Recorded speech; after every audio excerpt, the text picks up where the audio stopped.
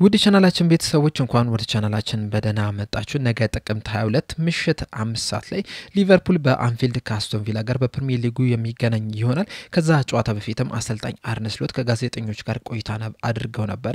በዛ ቆይታቸውም የተለያዩ ጥያቄዎችን ሲጠየቁ ለነዛም ምላሽ ሰጥተዋል። ምን ተጠየቁ፣ ምንስ መለሱ የሚለውንም ይዤላችሁ መጥቻለሁ። እስከ መጨረሻው ደቂቃ ድረስ አብራችሁን ቆይታችሁ እንድትከታተሉትም በአክብሮት እጋብዛለሁ። ሰብስክራይብ፣ ላይክ፣ ሼር እያደረጋችሁም የቻናሉ ቤተሰብ እንድትሆኑም እንደዚሁም ወደ ሁለተኛው ቻናላችንም እየሄዳችሁ ሰብስክራይብ ሌክቸር እንድታደርጉት በአክብሮት እጠይቃለሁ። አሁን በቀጥታ ወደ ጋዜጣዊ መግለጫ የምንገባ ይሆናል። አሰልጣኝ አርነ ስሎት በመጀመሪያም የተጠየቁት በሪያን ግራቨንበርክ ዙሪያና በሰጡት ምላሽ ምንድነው ያሉት? ሪያን ግራቨንበርክ በትናንትናው ዕለት ከኛ ጋር ልምምድ ሰርቷል፣ ዛሬም ልምምድን ይሰራል። ነገር ግን በነገው ጨዋታ ላይ በቋሚነት ይጀምራል ወይስ ተቀይሮ ይገባል የሚለው ነገር እስካሁን ድረስ አልወሰንም። ጨዋታው ሲደርስ ግን የምንወስን ይሆናል የሚል ምላሽን ሰጥቷል። በመቀጠል የተጠየቁት በካራባኦ ካፕ ከክሪስታል ፓላስ ካደረጋችሁት ጨዋታ በኋላ የቡድን ጥልቀት ወይም ደግሞ ስኳድ ዴፕስ የለንም የሚልን አስቴትን ሰጥተው ነበርና ቡድኑ ላይ ምንድነው የጎደለው፣ ምንስ መጨመር አለበት ብላችሁ ታስባላችሁ የሚል ጥያቄን ተጠይቀው ነበር። እሳቸውም በምላሻቸው በጣም ደስተኛ ነኝ፣ ምንም የጎደለ ነገር የለም፣ ባለኝ ስኳድ በጣም ደስተኛ ነኝ፣ በምንመራበት ፖሊሲም በጣም ደስተኛ ነኝ። ችግሩ ምንድነው በዚህ ሲዝን ሁሉም ተጫዋቾች እኩል የሆነ ቅድመ ውድድር ዝግጅትን አላደረጉም። ለምሳሌ አሁን አሌክሳንደር ኢሳቅን ስንመለከተው ጨዋታ ከጀመረ በኋላ ነው ወደኛ የመጣው፣ እናም ያም ደግሞ ችግር ፈጥሮብናል። ከዛ በተጨማሪም አንዳንድ ተጫዋቾች በጉዳት ምክንያት የተለያዩ ጨዋታዎች አመለጧቸዋል። በቀድመ ውድድር ዝግጅት ጨዋታ ላይ የተጎዱ ተጫዋቾች አሉ።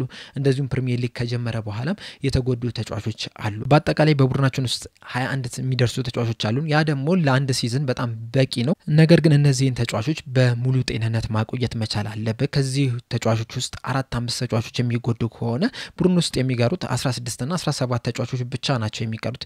ያ ደግሞ በየ3 ቀኑ ስትጫወት ትንሽ አስቸጋሪ ሊያደርግብህ ይችላል።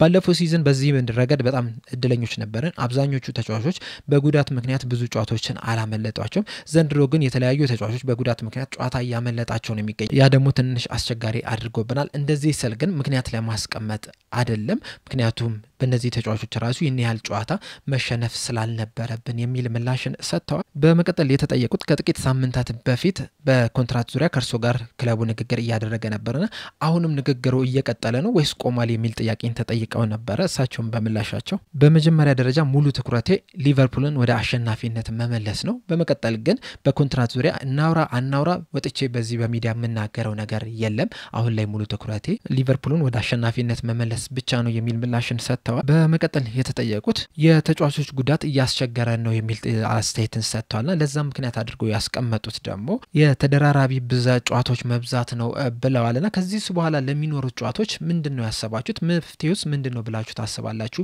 የሚል ጥያቄን ተጠይቀው ነበር። እሳቸውም በምላሻቸው ያለን አማራጭ እንዳመጣጡ መመለስ ብቻ ነው። ምክንያቱም በዚህ ቡድን ውስጥ የተለያዩ ነገሮች ተፈጥሯል። በዚህ ባለፉት ጊዜያቶች ውስጥ አሁን ለምሳሌ አሌክሳንደር ኢሳቅን ብንመለከተው የቅድመ ውድድር ዝግጅቱን ያደረገው ወደኛ ከመጣ በኋላ ነውና በየጨዋታው ላይ ማድረግ ነው የነበረበት። እናም በየጨዋታው ላይ እንግዲህ ብቁ ነው ብለን ባሰብን ሰዓት ማጫወት አለብን። ምክንያቱም እንግዲህ ብቁ አይደለም ብለን ማናጫውተው ከሆነ ከዚህ በኋላም ብቁ ስለማይሆን እያንዳንዱ ጨዋታ ላይ እየተጫወተ ነው ብቁ ማድረግ ያለብን። ከዛ በተጨማሪም ግን እሱ ብቁ አይደለም ካለን ሁሉ ጊዜም ሂጎ ኤኪቲኬን ማሳለፍ መቻል አለብን። ያ ደግሞ ሂጎ ኤኪቲኬ ላይ ሌላ ጫና ይፈጥርበታል፣ እንዲታከም ያደርግበታል፣ እንደዚሁም ደግሞ ለጉዳትም እንዲዳረግ ያደርጋል። ስለዚህ ይህንን ጫና ለመቀነስ አሌክሳንደር ኢሳቅን ማስገባት አለብን። በተመሳሳይ መልኩ ጀረሚ ፍሪምፖንግንና ብራድሊን ከተመለከትን በጉዳት ምክንያት የተለያዩ ጨዋታዎች አምልጧቸዋል። ስለዚህ አንዱ በተጎዳበት ሰዓት ሌላኛውን ዝም ብለን የምናጫውተው ከሆነ ሌላ ጫና ውስጥ እንዲገባ ለጉዳት እንዲዳረግ እናደርጋለን። ለዛም ነው እንግዲህ ሳቡዝ ላይ ጥቂት ጨዋታዎች ላይ በዛ በኩል እንዲጀምር ያደረግነውና እነዚህን ነገሮች ባላንስ ማድረግ መቻል አለብን። ጨዋታዎቹ ቢደራረቡም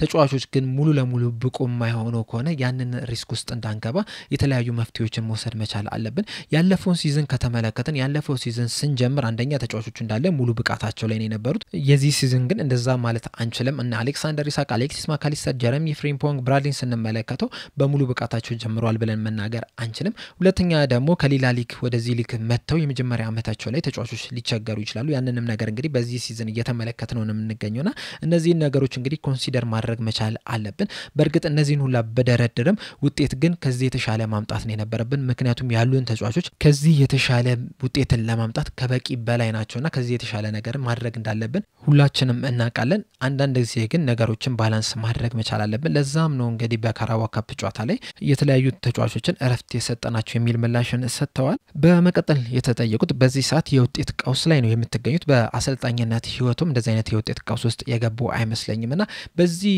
ሰዓት ምን ያህል ስለራሱ እንደዚሁም ስለ አሰልጣኝነት ብቃቱ ከዚህ በተጨማሪም ስለ ሁኔታዎችን አዳፕት ስለማድረግ እንደዚሁም ችግሮችን ስለመፍታት ምን ያህል እየተማሩ ነው የሚል ጥያቄን ተጠይቀው ነበረ። እሳቸውም በምላሻቸው ምናልባት ትምህርቱ ቀጥሎ የሚመጣ ነገር ነው። በዚህ ሰዓት ሙሉ ለሙሉ ትኩረቴ በቅዳሜው ጨዋታ ነገ ከአስቶን ቪላ ጋር በመናደርገው ጨዋታ እንዴት ነው ማሸነፍ ያለብን፣ እንዴት ነው ጥሩ መንቀሳቀስ ያለብን የሚለው ነገር ነው። ነገር ግን ከጊዜ በኋላ ግን ወደ ኋላ መለስ ብለን ምንድነው የሰራው ተሰት ምንድነው ማሻሻል ያለብን የሚለው ነገር ላይ በደንብ የምንመለከተው ሊሆን ይችላል። የዛኔ ልትማር ትችላለህ።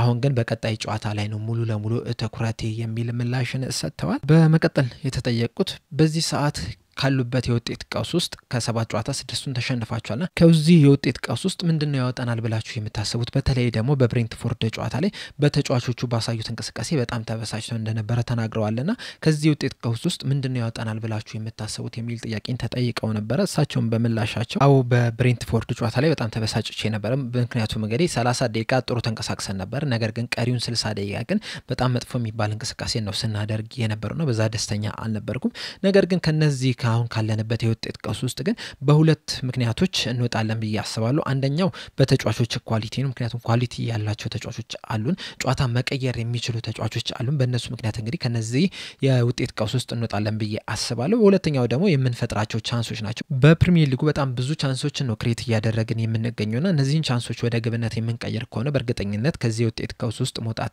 እንችላለን። በእነዚህ ሁለት ምክንያቶች ወደ አሸናፊነት መመለስ እንችላለን። እንደዚሁም ደግሞ የማሸነፍ ለምንፈልጋቸው ውድድሮችን መፎካከር የሚያስችል ጥሩ ቡድን አለን የሚል ምላሽን ሰጥተዋል። በመቀጠል የተጠየቁት ደግሞ አንደኛው ማሻሻል የምትፈልጉት የላክ ኦፍ ፊዚካሊቲ ወይም ደግሞ የአካል ብቃት ጥንካሬ ላይ ነው። በተለይ ደግሞ ያለፉትን ጥቂት ተጫዋቾች ከተመለከትን የአንድ ለአንድ ግንኙነቶችን ስትሸነፉ መመልከት ይችላል። በተለይ ደግሞ ባለፈው ሳምንት በተደጋጋሚ ስትሸነፉ ነበርና ተጫዋቾች እንግዲህ እነዚህን የአንድ ለአንድ ግንኙነቶች ለማሸነፍ ከፍተኛ ጥረት እያደረጉ ነው የሚገኙት። ነገር ግን ማሸነፍ አልቻሉም እና ምናልባት የኮንፊደንስ ጉዳይ ሊሆን ይችላል ወይ?